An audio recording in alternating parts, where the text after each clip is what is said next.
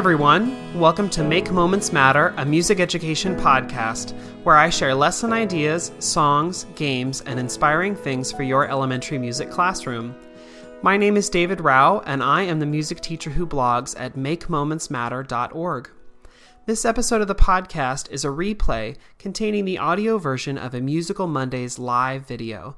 If you're not familiar with Musical Mondays, every Monday night at 8 p.m. Eastern Time, I go live on Facebook and Instagram to share about the lessons that I'm using in class with my students.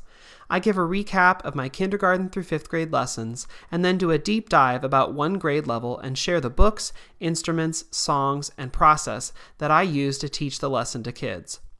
This podcast episode contains all the audio from the Musical Mondays video, but if you'd like to see a replay of the video itself, you can find a link to the archived video on YouTube when you click the link in the notes for this episode. Thanks so much for tuning in. Here's the show. Hey everyone, my name is David Rao, and I'm the music teacher who blogs at makemomentsmatter.org. You can also find my ideas on Facebook, on Instagram, on Twitter, on a variety of places when you search for my name, David Rao, or Make Moments Matter.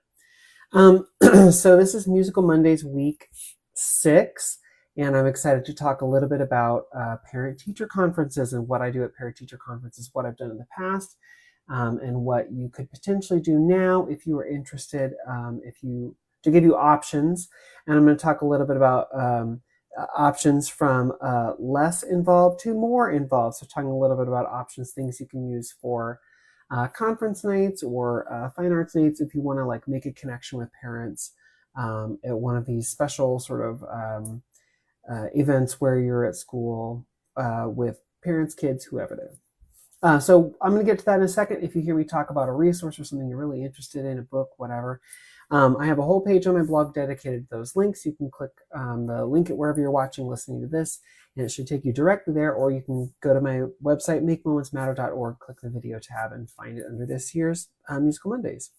Okay, if you want to come and hang out in person, I'm doing a workshop this Saturday in Missoula, Montana. So whether you live in the Missoula area or not, maybe you live in Florida and you want to come join us, come join us. I joked last week, I was like, hey, if you're in the area, but now it's no, anyone, you come and join us. So we're going to be at the beautiful Hellgate Elementary. I have to double check that before I put it in my plans. No, Hellgate Elementary in Missoula, Montana, this Saturday, September 28th. And then in a couple weeks more later, October 12th, I'll be in North Central Wisconsin with at Stevens Point, Wisconsin, with the North Central Wisconsin Orff chapter, doing another workshop. So if you're around, come and join us.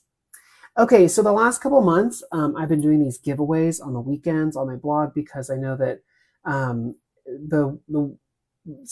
August and July, you get a lot of excitement about back to school. In September, it sort of was so. I wanted to do something to try and get people excited and happy and thinking about all the fun stuff you can do with your students. So I'm doing these weekend giveaways. This last weekend was so exciting. I was able to do a partnership with Musically Minted, which is an amazing company that creates cool t-shirts and apparel and notepads and water bottles and all these cool fun accessories. And just really fun stuff that help encourage music teachers and music therapists, and it's just a really cool brand. Anyway, I was able to partner with them, and 5 winners won a bundle of fall themed prizes.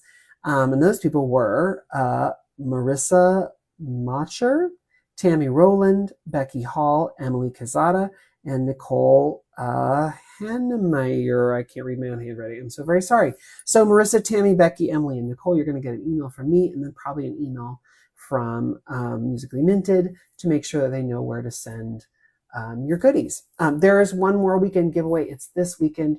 Come back on Friday, Saturday, and Sunday. There's some really fun stuff that you can win this weekend. So come back. There's more. Or if you're on my email list, you'll get an email probably Friday morning anyway. So just one more option, one more way to win. Okay, last week I talked about Miss Mary Mack and how I'm teaching that to my second graders. I talked a little bit about how I like to use my second graders, all my classes. It's kind of like a lab, and to teach things different ways. So with different homerooms, I've taught it slightly differently over the last couple of weeks. And I just wanted to go back and kind of talk about this didn't work. So I tried it a couple different ways. One where I like sort of preface it talking a little bit about history, one where I just jumped right into it telling the story, one where I did it where I sort of went straight through instead of scaffolding things out. I'll say that the scaffolding works slightly better. In every class, there was a kid or two who like knew the poem and the hand clapping game already. So they were either very excited and really, really wanted to help out, or they were very excited and confused why I was slowing things down. Because they did not want me to scaffold and slow things down. They wanted to just jump right into it and force kids into things. What I happened to find out was with all three classes, they all learned like pretty well. So I don't know if there was like one way was the best. I think the way that I described in my video last week with sort of more of a scaffold was the way that I prefer. I think that it worked maybe best for kids, but I think that kind of depends on the class. One thing I did notice was that kids were singing in the hall. I saw them playing out on the playground and doing this hand clapping game. I saw them doing variations. I saw them changing words, things. I just love that like now it's a part of their vernacular and part of their story and how they're kind of changing it and adapting it for their own setting. That's super cool because that's exactly what the history is of songs, playground songs like this. Is kids love them.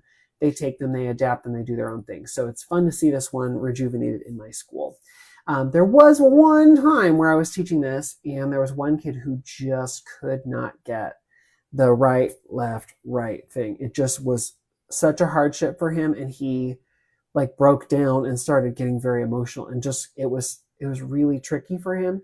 And so one of the things that I say on this activity, but almost every activity I do like this, is that there are levels. There are different ways that you can do this. And so the whole game is Miss Mary Mac, Mac, Mac, all dressed in black, black, black, bum, bum, bum, bum. And so for kids, I tell them there are two parts. There's the triangle, clap, pat, clap. And then there's the right, left, right. And if you want, you can add a clap in between the right and the left. So right, clap, left, clap, right.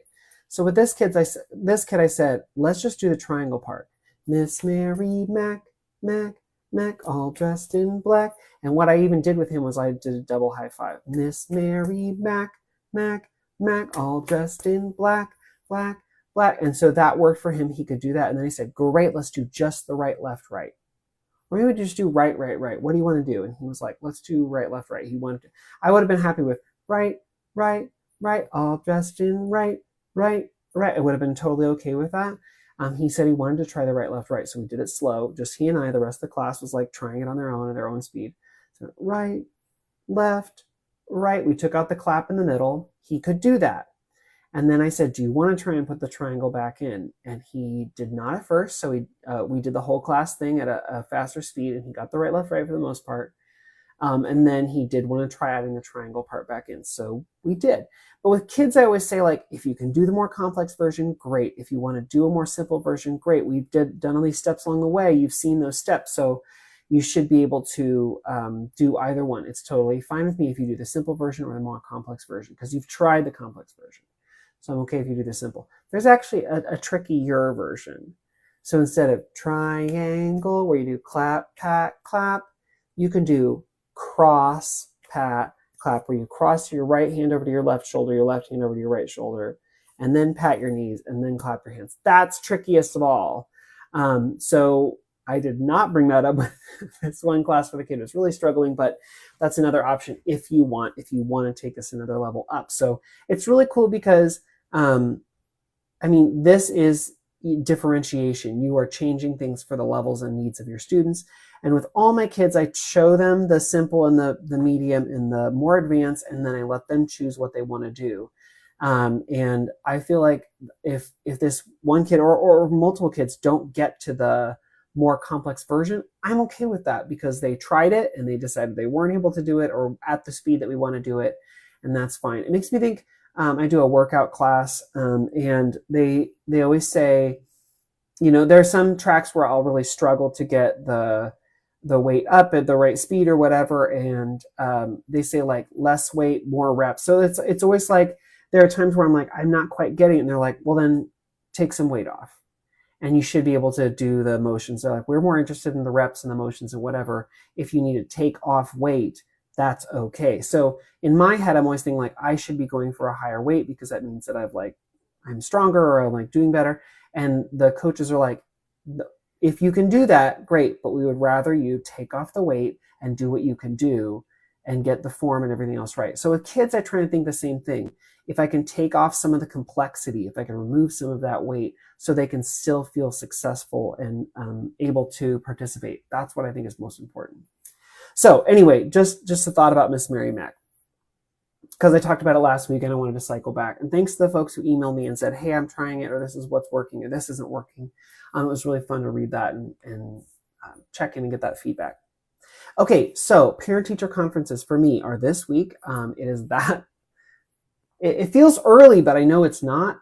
So anyway, there are a lot of different ways that you can handle parent-teacher conferences. And for some teachers, it means that you are sitting on conferences, or you're sitting in the gym, or you're sitting somewhere where you're available. For other teachers, it means that you're free to just sit in your room, and maybe parents come by, maybe they don't. My school, parents have to sign up with a teacher if they want to come and see them. And so there's like a sign up genius for me, that where like parents can come and see me if they want. I don't have a lot of parents sign up to do that. I do have a lot of drop-ins where they're just like, hey, I just wanted to stop by and see the music room, which is great. And I'm totally happy with that, for them to come by. But over the years, I've tried a lot of different things, especially when I'm new at a school. I really want to connect with parents. And so I try things to connect with them when they're here in the building. And of course, I see parents at concerts and things like that, so I'm making good connections anyway, but it's fun to try and make those connections on purpose. So I'm going to give you 3 options of things you can do, from the least amount of involvement to the most amount of involvement, if you're interested, and to give you options. So the first thing would be, I have taken some games that I've made in the past, my QR code games, where it's like an interactive game, and I put the QR code, I posted it in the hallway outside of classrooms, like homerooms. So like this game, which is like Collect the Dragon Gems, and it's like symbols and vocabulary of music. I put it out there and I say, can you play a game your kid can play? Like, how good are you at symbols and vocabulary? Can you beat your child? And so I put the QR code there for them to try, and they can scan it on their own, or maybe their kid is waiting for them to come out of a conference or something, or maybe they have someone else come along. That kid can scan the QR code and play the game. Maybe the parent wants to try out the game, but it makes a connection with the parents, to give them an idea of what we're doing in the classroom, to see some of that stuff, but then also just like start a dialogue with their kid about like what they're doing in the classroom. What symbol is this? Can you help me? Sometimes I'll put like, can you get this, or do you need your kids' help? And so it's fun to be able to let parents and kids play those games together. On the links page today, I put a link to all my interactive games, but then a link to all of my demos, because like for almost every interactive game, I have a demonstration. So you can like go in and see like how it might function in your classroom. It's not the full game, but you can play part of it. So check it out. See, that might be something that you could use, print out, post, put outside a classroom so that parents can try and play. And you can make that connection. That's the least amount of involvement. It's pretty easy to do, and fun for parents and kids. Okay, for this next bit, I need some props. So I one year did a thing where I said, okay, if you come down to the music room during parent-teacher conferences, you get a prize. And the prize was, I'm going to let you make your own guitar pick. So I've got this cool thing. There are a bunch of versions of this out online. This is, I think, maybe the original. It's called the Pick Punch. I put a link to this on the links page if you're interested. And basically what it does, it will punch out the shape of a pick. And so what will it punch it out of? Any sheet plastic that you have. So what I do is anytime I go like on a trip and I get a hotel key card, or anytime I get like a Starbucks gift card, anytime I get, like somebody, oh my gosh, somebody gave me a Blockbuster gift card. How old is this? Good heavens. I should save this just because it's probably like a relic. Or any kind of gift card, any sort of rewards card, like my old library card or whatever, just any sort of those plastic cards. I keep them, I save them. And then I use my pick punch and I punch out a pick. So, also you can buy, if you don't want, the thing about these like gift cards and credit cards and hotel key cards is that like you might get some really cool images, but then on the back you might get like, the Hilton logo and the whatever, and maybe you don't want kids to have that, or maybe they don't want it as much. So here, let me punch one out. So I've got my key card lined up. I punch it out. Now in the key card, there's the hole the shape of a guitar pick, and I have a guitar pick that's on blue on one side and then it says like Hilton on the other. So maybe you don't want that. You can also buy pre-printed just plastic strips that are the size of guitar picks. And they're cool. Some of these are nice too because they have a better texture, a better grip, maybe if kids might need that. But there's just some like cool stuff where on both sides, it's just that color. It doesn't say like, a credit card or gift card or number or something like that. So it's not super expensive, but the gift cards are free. And what I email out to the staff, especially around holiday time, and say, hey, if you get a gift card, once you use it, I will take it and I'll make guitar picks out of it. So for parent-teacher conferences, sometimes I'll say, come down to the music room, I'll let you pick out a pick, and they can do it and we can punch it together. And then also on the bottom, there's a little bit of sandpaper. So if there's like a sharper edge or something, you can sand that down. That's kind of cool. Now, I don't use these on ukuleles because they're not good for ukuleles, but they are fun for guitars. You could also take like a hole punch and punch it in here, like make a necklace or something out of it if you wanted. But this is a fun thing. It does get kids to come down to the music room and bring their parents, and then you can meet the parents, say hi, you can offer the parents a pick. It's just a fun way to get connections. So like here, I hand these out as birthday prizes to grades 3, 4, and 5. So I've got a lot of them in here that go really well with kids. Let me see if I can find some of their favorite. I got a bunch of McDonald's gift cards once, so I have a bunch with like French fries on them. Let's see. They like that one. Is this the Crumble Cookie logo? It looks wrong. Okay, the Starbucks logo. That one makes a really cool pick. Kids really like that one. Got a bunch with like pasta on them. I don't know. I intentionally punched out this one that says Debit MasterCard. Like kids can't use it, but it's still kind of fun. So there are a bunch of these, and I use these. I punch them out and I hand them out as birthday prizes for grades 3, 4, and 5. So another option if you want for getting parents down to the music room. The Pick Punch, I bought it once, like probably 10 years ago, and it's still in great shape. It still punches out things totally perfectly, and it's fun to connect with kids.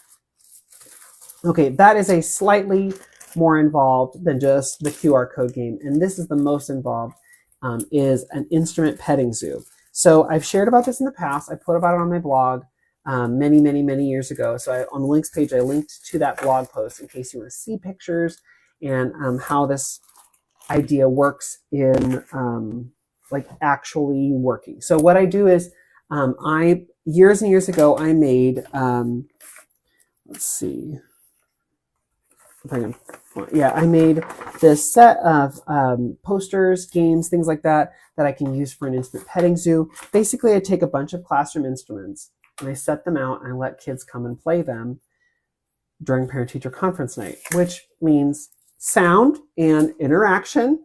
And maybe it means preschool kids or older kids or whoever, parents coming and playing instruments in ways that like, maybe you don't want them to. So that takes a little bit of like, you need to just relax and chill and enjoy the moment and enjoy that parents and kids are there having fun.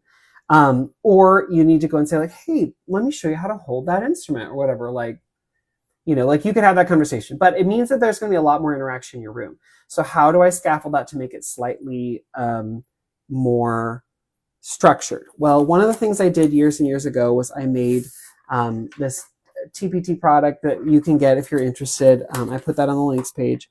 But I made these little handouts, and on it is a zoo map. And the areas of the map are shakers and scrapers, membranes, metals, woods, and pitched percussion.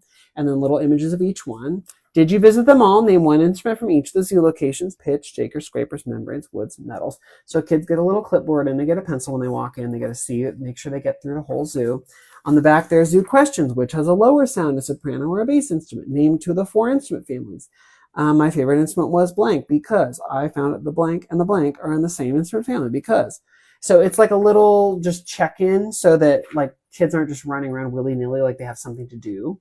And then, so that's like the little map and whatever. And then at each station, I have these Visual. So this one says membranes. Does the instrument sound different when you strike it in different places? Try it and find out. And a couple little images of where they could hit on the head of the drum.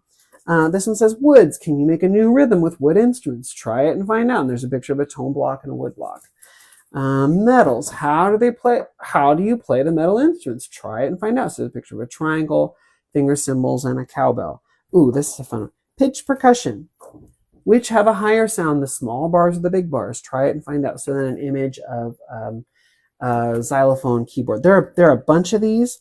So then like membranes, instruments here include djembe, conga, tubano. And so it's like, this is what you would post at that like little circle of instruments.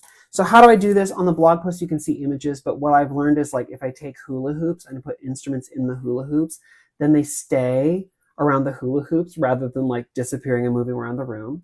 I put them in the hula hoops. I put these little like posters that have those prompts about how to play, what to play at each station. And then I say, I hand out a Zoom app and say, okay, make sure you get to every spot before you leave or whatever.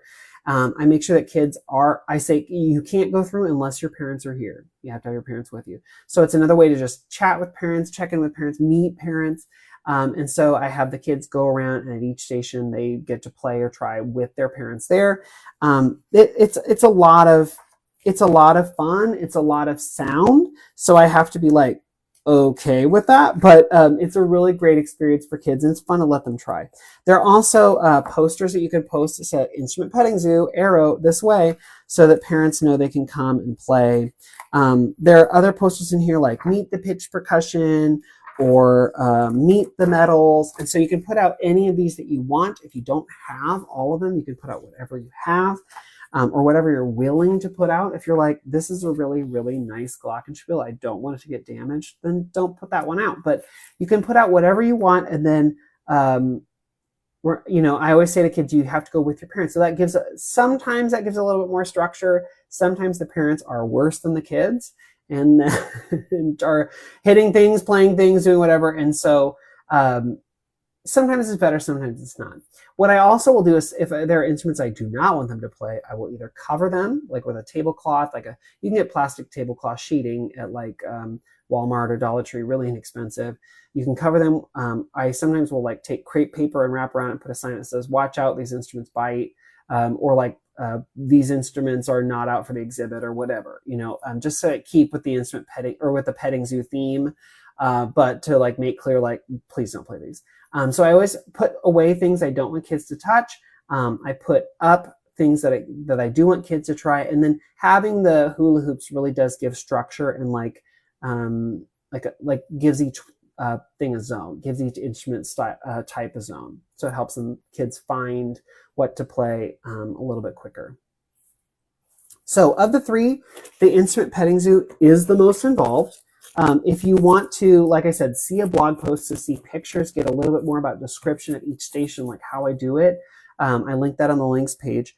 If you want involved, like you need to be there and active, but not quite as much, try out the Pick Punch. It's a really cool way to make your own picks, but also to give parents and kids like an actual token to take home that like represents their time that they will see and remember, and then they'll hopefully remember meeting you and like checking in. It gives you a chance to check in and learn about the parent and the kid.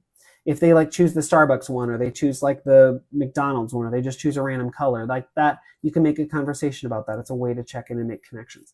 Even if you just put up the QR code game out in the hallway where it's like nowhere near your room, and you just want parents to like make that connection and see that game and play that game, that's cool too, because then they get to see the content you're working with. They get to play around with their kids. If nothing else, maybe they need a distraction for their kid while they're on a conference. And that's okay too. Then the kid is playing a game and not just like scrolling through TikTok or whatever. So it's another way to interact with parents with slightly less involvement from you. So 3 different ways that you can get connected to parents through parent-teacher conferences if you're not having like a physical conference with them, or just want another experience where they get to connect with you.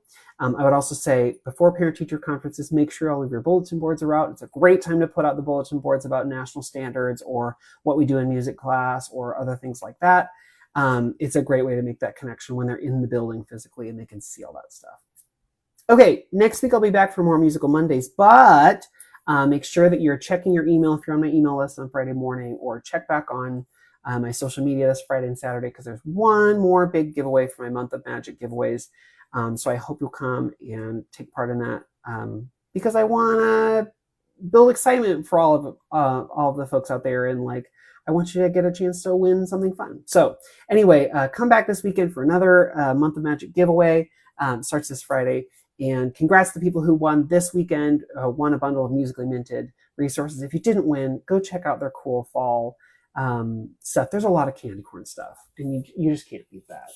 Anyway, I'll see y'all next Monday. Have a great week with your kids.